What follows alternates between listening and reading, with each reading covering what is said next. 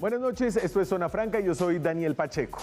Corrupción, la otra pandemia. El titular debe haber aparecido decenas de veces por estos días. Es todo un género noticioso dentro de esta historia grande del coronavirus. Además de las cifras de contagiados, muertos y recuperados, han abundado las historias periodísticas de actos de corrupción. Alcaldes que compran una lata de atún a 20.000 pesos, sobrecostos en el arroz de los mercados. Un alcalde de un pueblo perdido, suspendido, un gobernador de la periferia investigado.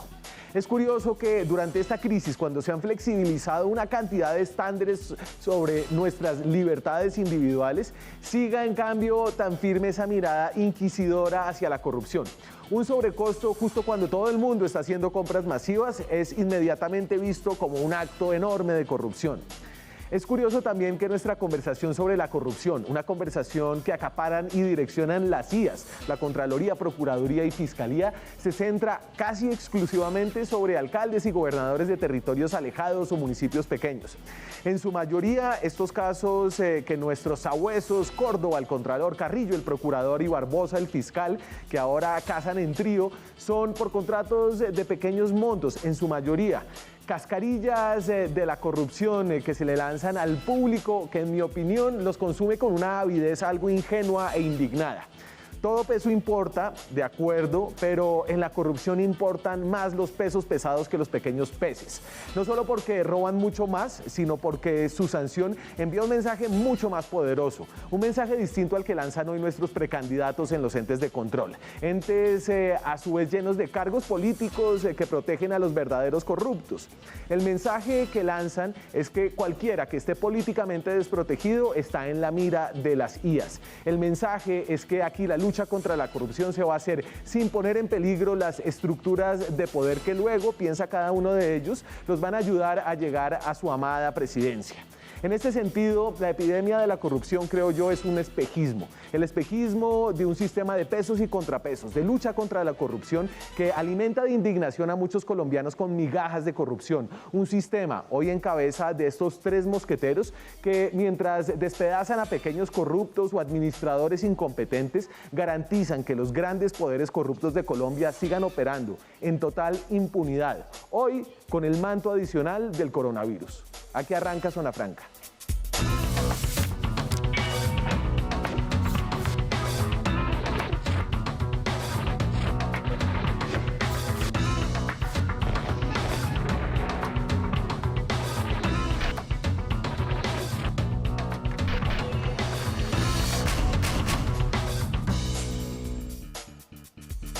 Estamos en directo esta noche aquí en Zona Franca, estamos en Bogotá, son las 9 y ya 4 minutos de la noche. Vamos a hablar entonces de la corrupción en medio de la pandemia y no tanto como para desgarrarnos las vestiduras diciendo que hay mucha corrupción, sino para cuestionar los shows que se han armado alrededor de la lucha contra la corrupción. Es que en tiempos pandémicos no solo el presidente y los mandatarios regionales tienen un lugar en la historia. Nuestros tres mosqueteros de la justicia, procurador, contralor y fiscal, reclaman su lugar. Según ellos, están haciendo historia. Nuestro propósito, como se ha señalado acá muy bien por el fiscal y por el contralor, es pararle esta fiesta de recursos a los corruptos en este país. Nunca antes, y es inédito, como lo ha dicho el fiscal, es inédito que en la historia de Colombia las tres instituciones, cada una dentro de su competencia, muestre resultados. Inédito sería que mostraran mejores resultados. El discurso anticorrupción es sincronizado y gana titulares de prensa. Por ejemplo, con promesas grandilocuentes e imposibles de cumplir, el fiscal Francisco Barbosa ya parece político en plena campaña.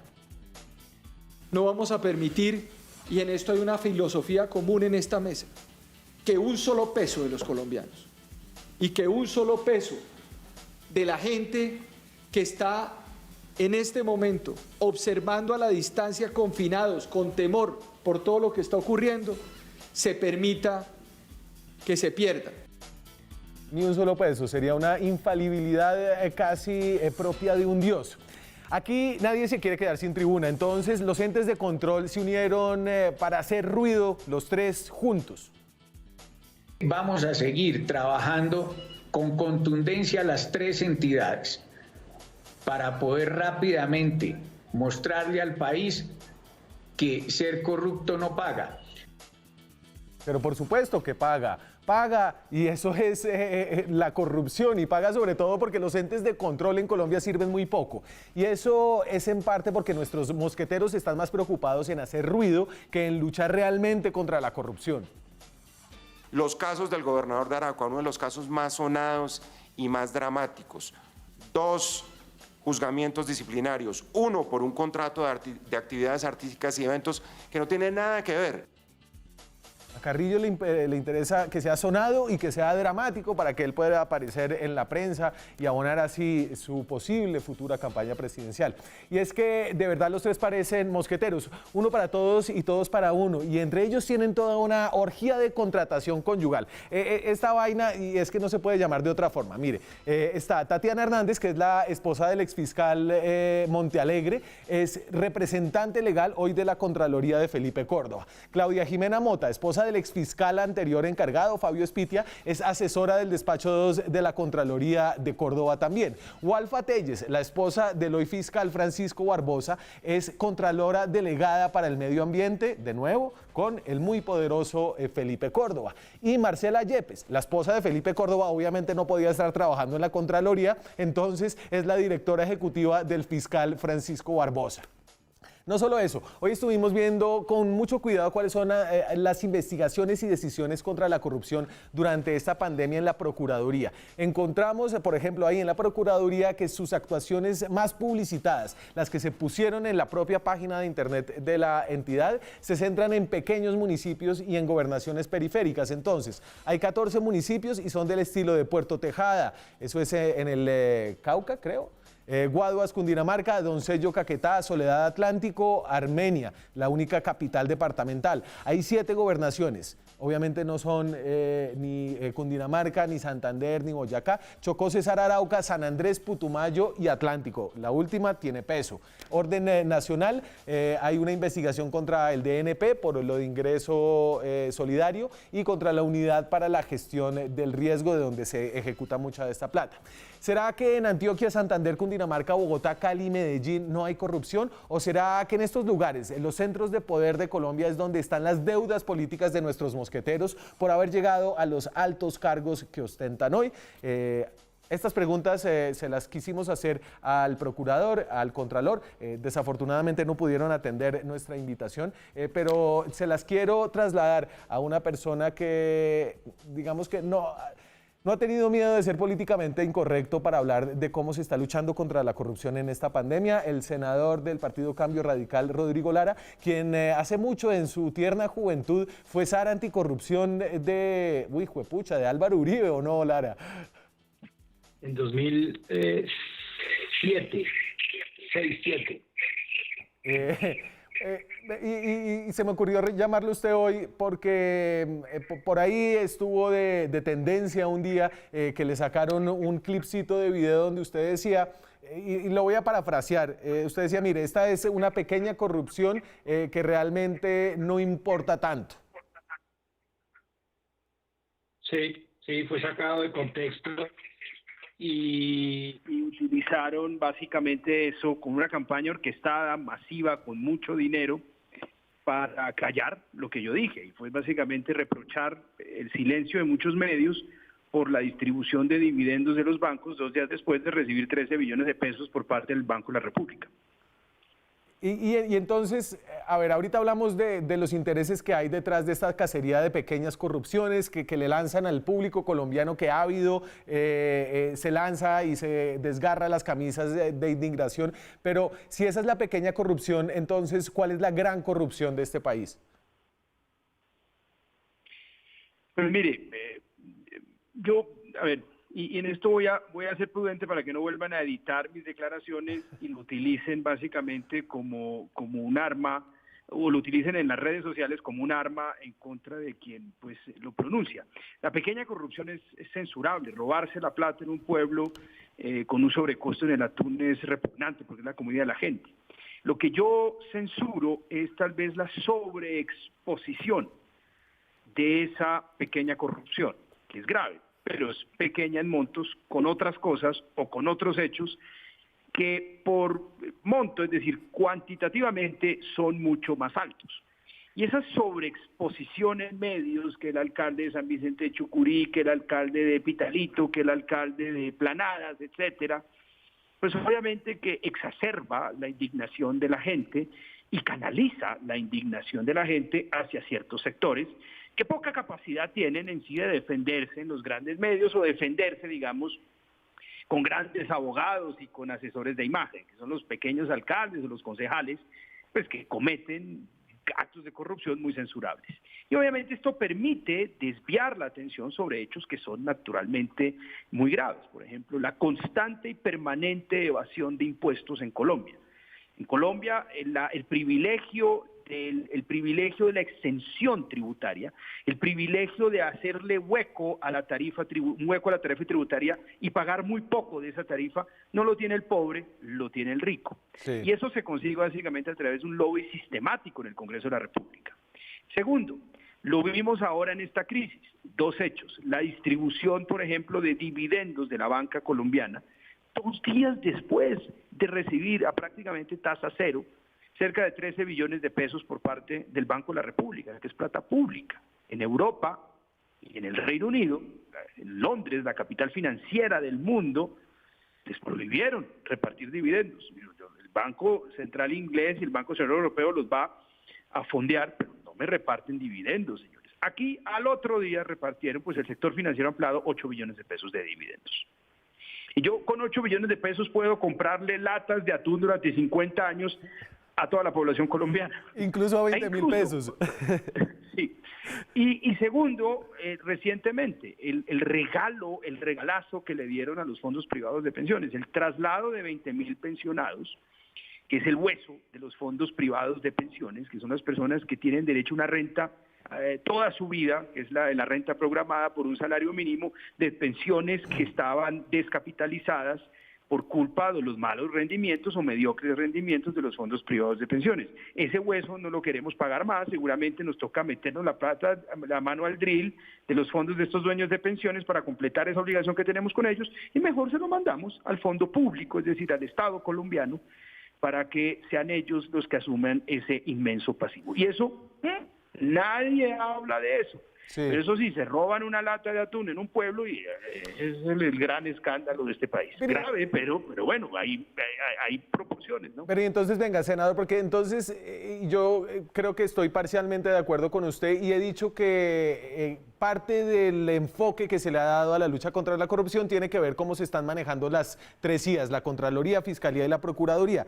Y yo tengo la hipótesis de que tal vez hay intereses políticos detrás de algunos que ya están de salida y quieren lanzarse, como Fernando Carrillo y en el futuro ya más lejano Felipe Córdoba, pero no sé si estoy siendo muy duro y estoy dudando de ellos cuando no debería. Pero es que yo diría que eso va más allá de intereses políticos. Es que la gente cuando oye intereses políticos piensa que estos órganos de control están supeditados al espacio político por naturaleza, que es el Congreso de la República. El poder de este país no está en el Congreso de la República.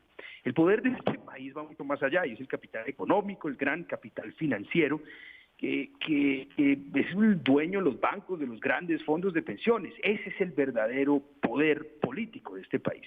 Es un sector que no se deja regular y que cuando usted más o menos lo intenta regular o les intenta poner un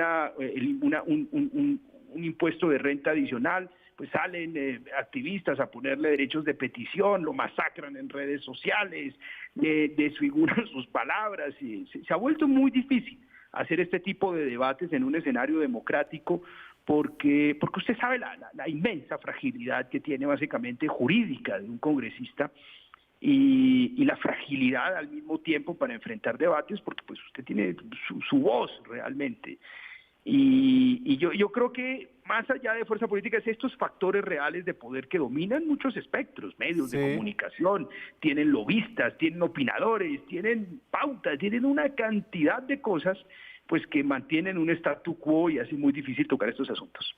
Detrás de la manera en la que se lucha contra la corrupción hay una crítica que va más allá de decir esta es una lucha contra la corrupción que esconde otra corrupción más grande, pero hay otra crítica que dice que es a través de las contralorías, a través de la procuraduría se está obstaculizando de alguna forma el funcionamiento del Estado, sobre todo en medio de una crisis. ¿Usted cree que esa puede ser lo que está pasando ahorita mismo? A ver, yo he sido muy crítico de algunos elementos de los órganos de control. Por ejemplo, soy supremamente crítico a la hora de elevar en norma penal todo el comportamiento político, porque pues esto solo sirve cuando usted sobreregula la actividad política, pues usted no la puede aplicar de manera igual y equitativa a todos los actores políticos. Entonces, la ley penal termina convertido en un mecanismo de persecución de determinados sectores políticos. Yo en eso soy muy crítico, por eso yo he criticado todas esas leyes grotescas que vuelven delito cualquier asunto electoral, porque eso solo sirve para perseguir a enemigos políticos, eso no lo puede usted aplicar de manera igualitaria y de manera justa a todos los actores políticos, porque tendría que judicializar a todo el mundo, que es lo que pasó recientemente con las leyes que expidieron en el Congreso de la República, que de hecho castigan no declarar unas empanadas en una campaña. Eso es lo más absurdo que yo he visto. A mí no me gusta realmente muchos aspectos o muchos elementos del poder disciplinario, porque son subjetivos. Pero algo que sí me gusta mucho es la reforma que aprobamos recientemente en el Congreso de la República, que le permite a la Contraloría General de la República hacerle un seguimiento concomitante y permanente al gasto público. Es que esa herramienta que fue muy criticada es muy importante, porque esa es la herramienta que permite ponerle la lupa, por ejemplo, a casos como el que yo le mencioné, el traslado de 20.000 pensionados de los fondos privados, el hueso de los fondos privados para el fondo público, con unas cuentas individuales descapitalizadas, con unas cuentas, con unos títulos valores que se van a desvalorizar inmensamente en los próximos meses, ni siquiera trasladaron el monto que indican que trasladan. Esa herramienta también le permite a la Contraloría, por ejemplo, ponerle la lupa a los créditos de Finagro, por ejemplo. Pero ¿y por qué no lo está haciendo? Y yo sé que usted debió haber votado por Felipe Córdoba. ¿Por qué no lo está haciendo? Entiendo yo, y según algunos reportes de prensa, lo que está haciendo es llenando de puestos de amigos políticos la Contraloría con este nuevo poder que adquirió. Hay algo, y a ver, yo quiero que se resalten dos cosas importantes que está haciendo el Contralor. A mí me parece que la actuación de los órganos de control no ha sido mala en esta crisis. Obviamente pues, hay una sobrerepresentación de los pequeños casos de corrupción, pero me parece que no lo están haciendo mal. Haberle puesto la lupa a estos créditos de Finagro es algo muy importante. Y demostró básicamente que la plata que debía ir para los campesinos se lo estaban quedando comercializadores o intermediarios del sector agropecuario. Está poniendo la lupa a los créditos de Bancoldex, que eso también es muy importante. Es algo que en el Congreso hoy no lo estamos haciendo porque usted sabe que no hay Congreso de la República. Hoy en día la rama ejecutiva está sesionando sola, porque pues esta vaina del Congreso virtual usted entenderá que es algo justamente para que el Congreso no funcione, es algo muy colombiano, guardemos las apariencias, pero no hay control político real, eso es una gran mentira lo que está pasando con el Congreso virtual. Entonces me parece que lo está haciendo y ojalá le ponga la lupa ahorita al traslado de los 20.000 pensionados. Mañana le vamos a hacer un intento de debate al ministro de Hacienda por el traslado de esos 20.000 pensionados, por ese regalazo que le dio los fondos de pensiones, pero bueno, pues yo tengo dudas de que en el espectro virtual que nos inventamos, además vergonzosamente, porque la gente está trabajando y los únicos que están en su casa son los congresistas, algo de lo que yo siento vergüenza, pues no sé si se puede hacer, pero me parece que esa herramienta ha sido importante. Y más allá de que yo haya votado no por el doctor Córdoba, lo importante es que esté poniendo la lupa en estos casos que son de verdad de su órbita y de su competencia. Ahí está, es el senador Rodrigo Lara con más contexto acerca de la lucha contra la corrupción en el país. Pero bueno, usted ya sabe que cada vez que le vayan a pegar una de esas revolcadas va a salir su video de pugilista a las afueras de Corferias. Hombre, ese video, sí, ojalá lo sacaran completo, porque es que ese video, como usted sabe, tuvo un origen, y es que el señor le faltó el respeto a una mujer, a una abogada, y me puse muy bravo cuando le faltó el respeto a la abogada. Bueno, no explique esa, Lara, esa no la explique. No, pero es que me cuesta, yo prefiero ser muy sincero. Yo voy a verlo todo, si usted me manda el link lo vería todo, lo he visto varias veces. Pero usted sabe que yo, es decir, por defender a una mujer yo creo que a veces toca pasar la raya. Gracias, Rodrigo, por acompañarme hoy.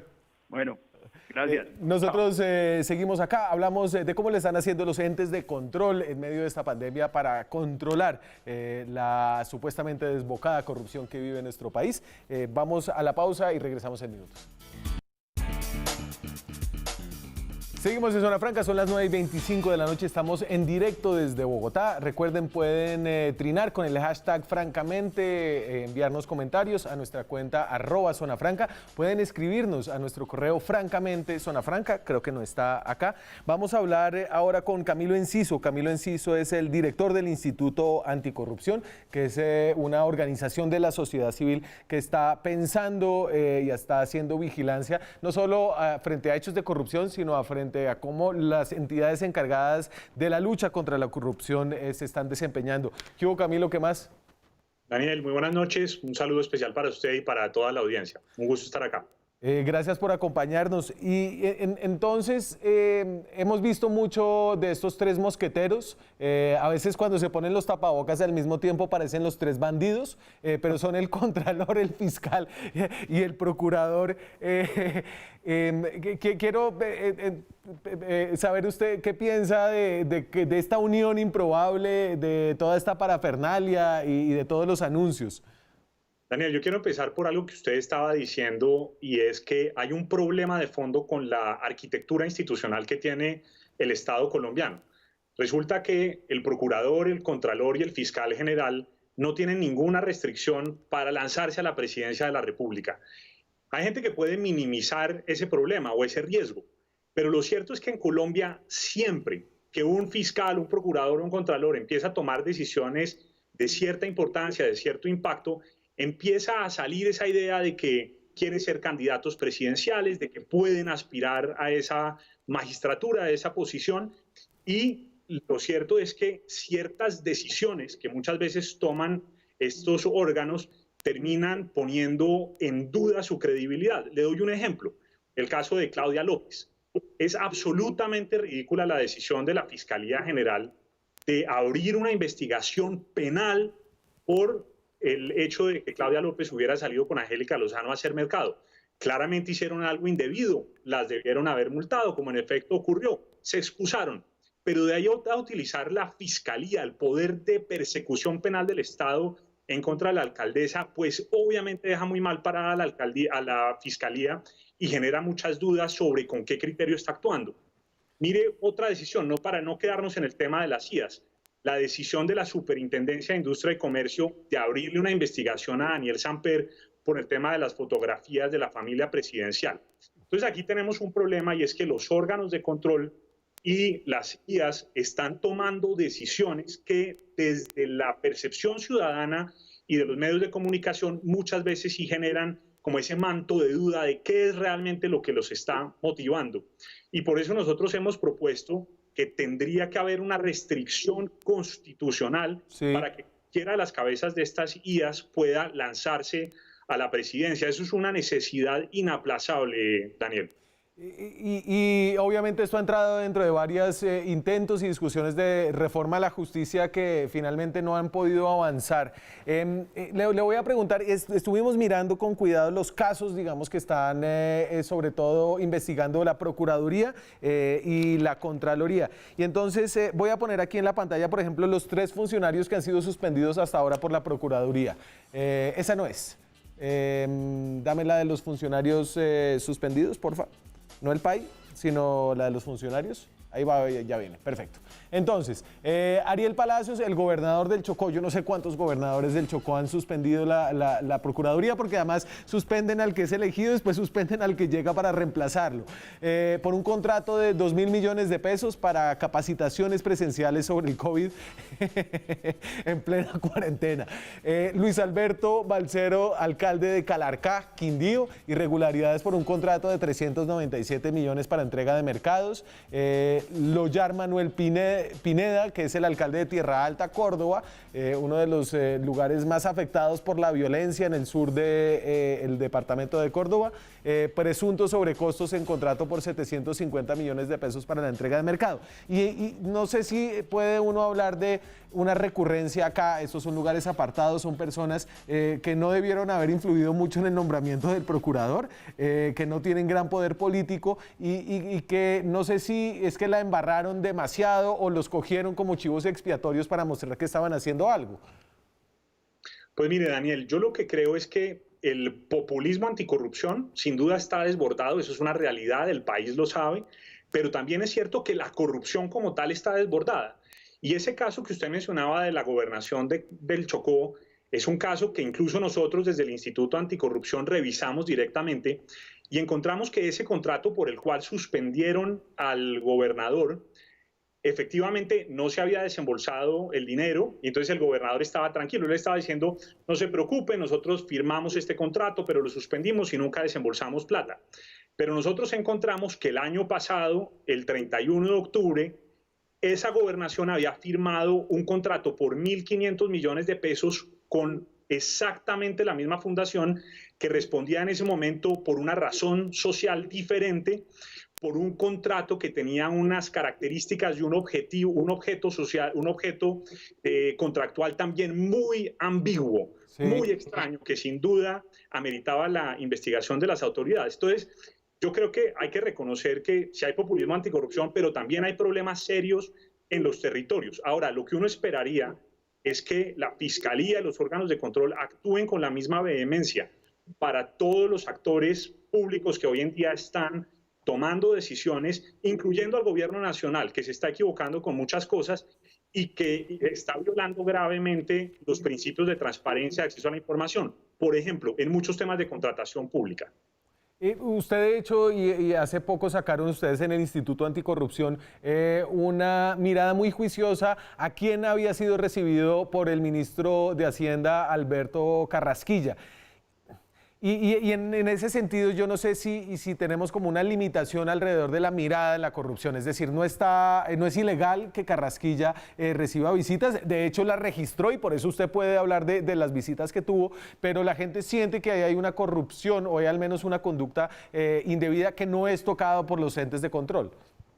Pues nosotros lo que creemos es que la ciudadanía tiene derecho a saber con quién se reúnen quienes toman decisiones de importancia para el país. ¿Qué más importante que las decisiones que toma el ministro de Hacienda en materia de gasto público, de tributación, etcétera? Y sí nos resultó muy llamativo que el ministro hubiera tenido más de 10 reuniones con personas que habían sido condenadas por parapolítica. Pero realmente el objeto central de nuestra investigación no iba a eso, sino lo que queremos es visibilizar quién se reúne con quién hace el lobby, quién cabildea y por qué razón lo hace. Mientras que las cosas se hagan sobre la mesa, creemos que el país va a tener mucha más confianza en las instituciones, en los ministros, en los tomadores de decisiones, y el problema es la opacidad, la oscuridad con la que muchas veces opera el Estado colombiano y los conflictos de interés. Y Daniel, déjeme decir una cosa, denunciamos el día de ayer que el contralor delegado para el sector defensa es una persona que trabajó durante 3 años en el Ministerio de Defensa. Es decir, la persona que tiene que auditar, vigilar, investigar la posible responsabilidad del Ejército Nacional por el tema de las chuzadas que ha conocido la opinión pública, sí, es la misma persona que trabajó durante 3 años como coordinador legislativo del Ministerio de Defensa. Un conflicto de interés absolutamente monumental.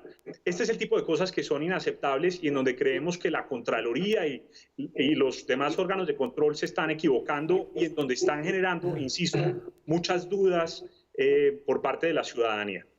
Camilo, ha habido mucho ruido alrededor de unos contratos firmados por la Casa de Nariño para posicionar la imagen del presidente Iván Duque, un contrato grande de 3.000 millones de pesos que salió de un fondo que se llama Fondo Paz, que no es el Fondo para la Paz con las FARC, pero es otro fondo para la paz. Hoy El Espectador publicó que hubo un segundo contrato de pago de encuestas que se pagó de ahí. Eso no es decir, entiendo la explicación del gobierno es que esa destinación, ese fondo permite ese tipo de destinación, pero queda una sensación de que no está del todo bien lo que están haciendo. Sí, yo creo que acá el gobierno tiene que dar respuestas a una serie de preguntas muy difíciles que se desprenden de estos contratos que ha suscrito. Yo no he entrado a estudiar esos contratos como tal, entonces no quisiera como pronunciarme de fondo sobre el tema. Lo que le puedo decir es que el gobierno tiene que responder, tiene que darle cuentas a la ciudadanía y explicar por qué razón está gastándose esa plata de esa manera. Y si no hay coincidencia entre lo que el fondo permite hacer con el contrato que efectivamente se suscribió, no solamente tendrá que darle respuestas a la ciudadanía, sino que tendrá que darle respuestas a los órganos de control por desviación de recursos o por malversación de fondos. Y yo creo que aquí el rol de la sociedad civil es importante, del trabajo que hacen ustedes, que hacen organizaciones también como Transparencia por Colombia y Transparencia Internacional, pero le quiero preguntar, y en ese mismo ánimo de preguntarle a las personas que están desde la sociedad civil fiscalizando, ustedes está lanzando un nuevo proyecto que se llama Fuerza, ¿cierto? Es un proyecto con el Instituto Anticorrupción que incluye usted que trabajó en el gobierno de Juan Manuel Santos como SAR Anticorrupción, que incluye a Catherine Jubinao, una tuitera que tiene un contrato con la gobernación de Magdalena, que incluye a Pares de León Valencia, que tiene una cercanía declarada con el proyecto político de Claudia López en Bogotá, con el ex magistrado auxiliar Iván Velázquez, un antiuribista bastante reconocido, y me pregunto cómo se manejan esos conflictos de interés de la sociedad civil para tener credibilidad e independencia a la hora de denunciar no solo la corrupción, sino las ineficiencias dentro del sistema de lucha contra la corrupción. Eso se maneja con transparencia, Daniel. Por ejemplo, a través de dos mecanismos que nosotros hemos ideado, que estamos trabajando, que son los siguientes. Primero, cada una de nuestras organizaciones tiene de manera absolutamente visible para la ciudadanía nuestros ingresos, nuestros gastos, nuestros balances. Todo eso es absolutamente claro y transparente para la ciudadanía. Nuestra página web es www.estudiosanticorrupción.org y yo invito a cualquier colombiano que quiera ir a ver cómo nos fondeamos, de dónde salen los recursos, cómo los gastamos, etcétera, a que lo consulten ahí. Primer tema de transparencia o primer punto de transparencia. Lo segundo que hemos acordado es que cada uno de los integrantes de Fuerza tiene que hacer una declaración clara de los conflictos de interés que tiene por los distintos casos que está manejando o por las distintas asesorías que pueda estar realizando. Entonces, por ejemplo, en el tema de Catherine Jubinao, que es asesora de la gobernación de Magdalena, es claro que ahí hay un conflicto de interés que la afectaría a ella, sí. Y obviamente que ¿cómo se diría? Se traduciría también en un potencial conflicto de interés para la Fuerza de Respuesta Social Anticorrupción y obviamente ahí hay que trabajarlo y hay que decir las cosas de frente. En cualquier caso en el que Fuerza esté trabajando en una investigación, en un proyecto que tenga un conflicto de interés, lo que es absolutamente claro es que el equipo debe declararlo así para que la ciudadanía pueda hacer su propio juicio de valor y sacar sus propias conclusiones. Que es la solicitud de transparencia que ustedes continuamente hacen al gobierno. Obviamente tienen unos estándares que se aplican a ustedes mismos. Camilo, muchas gracias por haberme acompañado esta noche. Bueno, muchas gracias a usted, Daniel. E invitamos a toda la ciudadanía a que siga denunciando la corrupción activamente, sobre todo en este momento de pandemia en el cual los políticos de turno a veces están intentando hacer de las suyas. Muchas gracias y feliz noche. Feliz noche, Camilo. Gracias. Nosotros seguimos aquí hablando de cómo estamos luchando contra la corrupción en medio de esta pandemia. El caso de la Contraloría General de la República que preside el señor Felipe Córdoba es especialmente interesante. Ha sido objeto de varios análisis de prensa, como los de La Silla Vacía, acerca de cómo ha ganado contratistas con vínculos políticos. El problema de siempre, cómo te eliges, el Contralor se elige por votos del Congreso, y cómo pagas esos favores después de que llegas ahí. Vamos a hablar con el periodista de La Silla Vacía que hizo la investigación después de comerciales. Seguimos aquí en Zona Franca, son las 9:43 de la noche, estamos en directo desde Bogotá. Recuerden, pueden trinar con el hashtag francamente, @Zona Franca es nuestra cuenta en Twitter. No sé si estamos en Facebook esta noche, pero nos pueden ver por su aplicación de Claro, sin gastar datos. Estamos hablando de la lucha contra la corrupción y hemos hablado de un personaje que es un superpoderoso, como le gusta decir a La Silla Vacía, Felipe Córdoba, el nuevo Contralor, una persona que logró pasar un acto legislativo, una reforma constitucional en pleno trancón del Congreso con el presidente Iván Duque. A Duque no le pasaba nada, en cambio por ahí pasó el Contralor con una reforma que necesita 8 debates. A propósito de esa reforma, ganó poder la Contraloría General de la República y La Silla Vacía, entre otros medios, ha estado poniendo la lupa sobre cuáles han sido los resultados de ese nuevo poder. Tengo en la línea desde Bogotá a Julián Huertas. Julián Huertas es periodista político de La Silla Vacía y lo tienen haciendo lo de La Silla en vivo ahora, ¿o no? Sí, estoy encargado de La Silla en vivo. Sí. Bueno, cuénteme qué encontraron ustedes en esta investigación a cómo había aumentado su poder. Aumentó en cargos la Contraloría y aumentó en poder, ¿cierto? Sí, aumentó en cargos, en poder y en plata sobre todo. Digamos que el espíritu de la historia nace con su nombramiento, pues que todo el Congreso lo elige, y ahí pues dijimos tenemos que empezar a revisar pues si este tipo va a devolver el favor de alguna forma a los congresistas que lo eligieron. Y en ese momento, los primeros 6 meses en los que Córdoba estuvo en el cargo, hicimos una primera investigación y ahí encontramos como 40 personas que tenían vínculos políticos. Por ejemplo, un contralor provincial en una región pues tenía un vínculo político con un congresista o con un mandatario local de esa región. Luego hicimos otra investigación durante el trámite legislativo de la reforma, sí, pues para mostrar, digamos, que una de la fuerza que tenía en la reforma iba como un tren sin frenos, tenía mucho que ver con digamos, esa relación política que había entre la Contraloría y los congresistas. Y luego, sí, este año decidimos mandar un derecho de petición más grande a la Contraloría, ya para ver como todos los nombramientos que había hecho el Contralor, para seguir mostrando esa relación.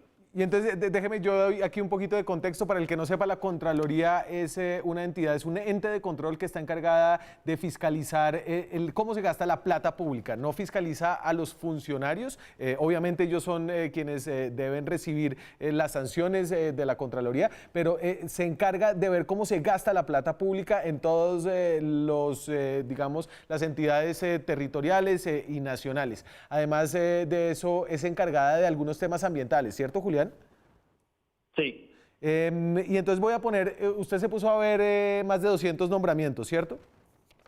Sí, en la última que hicimos, digamos, sumamos lo que hicimos en las primeras 2 investigaciones y revisamos como 100 más. Nos demoramos como un mes, estuvimos con una practicante que se llama Daniela Pinzón y yo, un mes encerrados revisando los nombramientos, hablando con las fuentes en región para cruzar, digamos, los vínculos de las personas que se han nombrado. Entonces esto no es ciencia exacta, pero el resultado, digamos, de este ejercicio periodístico que yo me imagino tiene baches, inexactitudes, porque usted básicamente está llamando a preguntar por la persona y a ver si tiene un vínculo político y a ver si usted encuentra o no quien le diga que sí. Y claro, digamos, durante la reportería era difícil que supiéramos, por ejemplo, que el congresista había llevado la hoja de vida a la Contraloría, pero en muchos casos uno ve el perfil de la persona y encuentra que hay un vínculo político con un mandatario local, o le ayudó en la campaña, o fue candidato a un consejo o a la asamblea, por ejemplo, y hay unos casos, digamos, que sí son muy concretos. Entonces, aquí, de 200 y pico funcionarios, esta es la cantidad que tiene vínculos políticos, de 200 y pico funcionarios ratificados o nombrados porque aumentó, digamos, la planta de la Contraloría, es decir, se revisaron 261 y de esos 105, el 40% tenían vínculos políticos. A ver, y aquí uno siempre se pregunta, no sé si eso es mucho o si eso es poco. ¿Y a usted qué le pareció? Pues, digamos, o sea, de los nombramientos que revisamos, lo que es clave ahí es que son altos funcionarios de la Contraloría, es decir, es gente que gana entre 9 y 12 millones de pesos y que tiene la vigilancia de regiones enteras, pues, de departamentos. Entonces, en ese sentido, pues, de 261 que 100 hayamos encontrado que tienen un vínculo político, pues yo sí creo que es una cifra grande. Sí. Y muestra, digamos, que sí ha devuelto el favor a los congresistas. Muchas veces, pues, como decía usted antes, no encontramos exactamente que fuera una ficha, una cuota y que fuera como a cambio de su elección o de diferentes cosas, pero sí muestra sobre todo pues que el Contralor tiene unas relaciones políticas muy grandes que él mismo nos explica que tienen que ver con su recorrido político entre entes de control y campañas presidenciales. Él pues, es muy joven, pero ha tenido una trayectoria relativamente larga, siendo muy joven, y ha conocido a mucha gente y mucha de la gente que está ahí tiene vínculos políticos y él la ha contratado. Entonces, por eso también combinamos las dos cosas, tanto gente que es cercana a los congresistas como gente que es cercana a él y de todos modos tiene una carga política. Venga, y le quería preguntar por esto que yo llamé, ponme el gráfico de las esposas, por favor, Vera. Esto es una orgía de contratación conyugal. O sea, Pipe Córdoba contrató a la esposa de Montealegre, a la esposa de Fabio Espitia, y tiene a la esposa de Francisco Barbosa, y bueno, y la esposa de él está en la fiscalía. Yo no sé si hay una ley en contra de eso, pero la vaina es bien rara, ¿o no? Sí, pues es particular, digamos que pues yo le pregunté al Contralor todas estas cosas, como por qué pasaba eso, y entonces él dice, por ejemplo, que la esposa de Barbosa la conoce antes que conoció a Barbosa, porque, bueno, fueron compañeros ella fue profesor de Córdoba en el externado, y los papás se conocen de Pereira.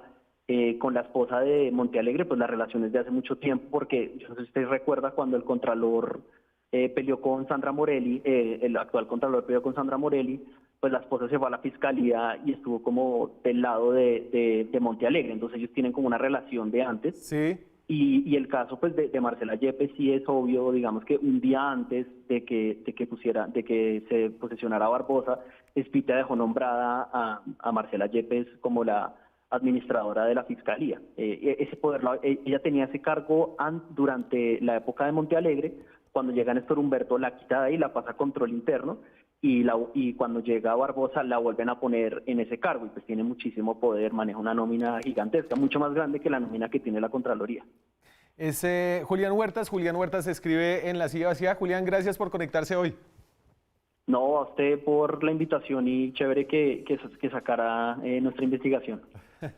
Gracias por hacer las 200 y pico de nombramientos, eso es mucho teléfono. Yo me voy a la pausa. No todo es un desastre en temas de lucha contra la corrupción. Creo que se ha hecho un avance en la forma en la que el Estado hace compras públicas, y vamos a hablar con el funcionario que está ahí en Colombia eficiente después de comerciales. Seguimos en Zona Franca, son las 9:54. Hablamos esta noche de lucha contra la corrupción, de los problemas que hay en las entidades de control.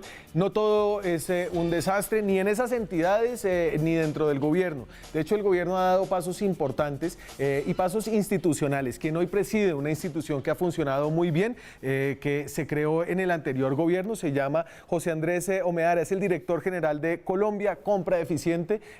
¿Cómo está, director? Un saludo especial para ti y para todos los televidentes. Bien, afortunadamente, llenos de trabajo, pero muy satisfechos.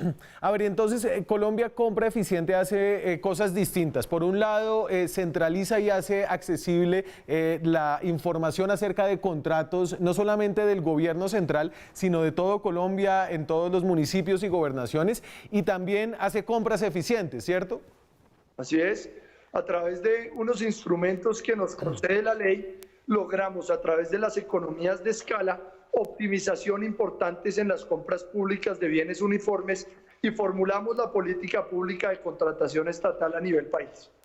Nosotros, los periodistas, obviamente tenemos una debilidad por su institución, porque es la institución que maneja el SECOP, que es un sistema de búsqueda de contratos que nos permite a nosotros saber quién está trabajando con municipios, gobernaciones. Ese es un sistema muy útil, pero que tiene muchas complejidades y obstáculos, que son obstáculos finalmente a la transparencia. Cuénteme qué se ha podido trabajar para mejorar eso. Mire, hemos identificado unos factores para que las búsquedas ciudadanas en ejercicio de su control a la gestión pública se pueda llevar a cabo de manera célere. Por ejemplo, ahora con la pandemia del COVID-19, creamos la herramienta COVID-19 de control ciudadano. Ustedes la encuentran en la página web www.colombiacompra.gov.co. Allí, con todas las facilidades del mundo, pueden buscar por ente territorial, determinada institución del Estado, determinada alcaldía, determinada gobernación departamental, y pueden escribir el nombre del municipio, del departamento, y les sale toda la contratación de sus bienes y servicios a partir del 17 de marzo a la fecha, que ha sido la contratación relacionada con la urgencia manifiesta o la compra de bienes y servicios para mitigar la pandemia. Tapabocas, polainas, oxígeno, pruebas, etcétera. Y esta información está a la mano de todos los ciudadanos para que hagan un control de precios, un control de los contratistas que se están convirtiendo en los adjudicatarios y cómo están cumpliendo o no ese acuerdo de voluntades. Allí hay un gran escenario de transparencia que creamos para los medios de comunicación, para los ciudadanos en general, de tal manera que la contratación pública cumpla con el principio de transparencia, de selección objetiva y se valore o no lo bien que se está surtiendo. Y José Andrés, usted que entiende las complejidades de las compras públicas, trate de darnos una sensación de la magnitud del reto actual. Cuando hay unas urgencias y la gente tiene, y los alcaldes y los funcionarios tienen que salir a hacer compras inmediatamente porque hay necesidades inmediatas y obviamente ahí hay contratos directos sin ninguna licitación. ¿Cuál es la magnitud de poder fiscalizar lo que está pasando sin entorpecer además la celeridad que demanda esta situación? Muy bien, la fiscalización, como ustedes saben, está en manos de los órganos de control, la Procuraduría General de la Nación, la Contraloría General de la República. Con esta última tenemos unos canales de interoperabilidad de plataformas en donde están analizando toda la información nuestra del SECOP y la procesan a través de la plataforma Océano de la Contraloría. Ups, se quedó, ahí se fue.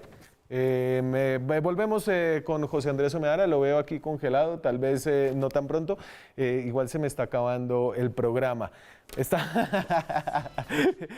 A ver, tratemos de conseguir lo que estará nuestra nota amable de lo que se está haciendo, de lo que sí funciona. Colombia Compra Eficiente fue abierta en el gobierno pasado, como les contaba. La PAC Zuleta fue la que se ideó esta institución, que lo que logra es juntar una cantidad de compras que están haciendo distintas dependencias del Estado para conseguir mejores precios. Además, digamos que un municipio quiere comprar algo, entra a un tipo de mercado controlado donde los contratistas no llegan directamente a la alcaldía, sino que llegan a Colombia Compra Eficiente. Ahí lo tengo de nuevo, director. Se quedó congelado, si quiere retome ahí donde iba. No, le mencionaba que... No. La conexión no fue eficiente esta noche con José Andrés Omeara. Es una lástima, pero le agradezco, si me está oyendo, por habernos acompañado para hablar de lo que sí está funcionando. Yo creo que hay cosas que en este país funcionan incluso en la lucha contra la corrupción, que no dependen de que sea el gobierno de Iván Duque o de Juan Manuel Santos o de Álvaro Uribe, dependen de instituciones y de funcionarios bien preparados. Omeara, de hecho, intentó ser contralor, sacó el mejor puntaje, pero no tenía los votos para poder pasar el proceso en el Congreso de la República. Está sonando ahora como próximo procurador. Esa es una elección que se hará a finales de este año. Hasta aquí llegamos nosotros hoy. Muchas gracias por acompañarnos. Mañana nos vemos con más debate, más periodismo, más opinión. Chao.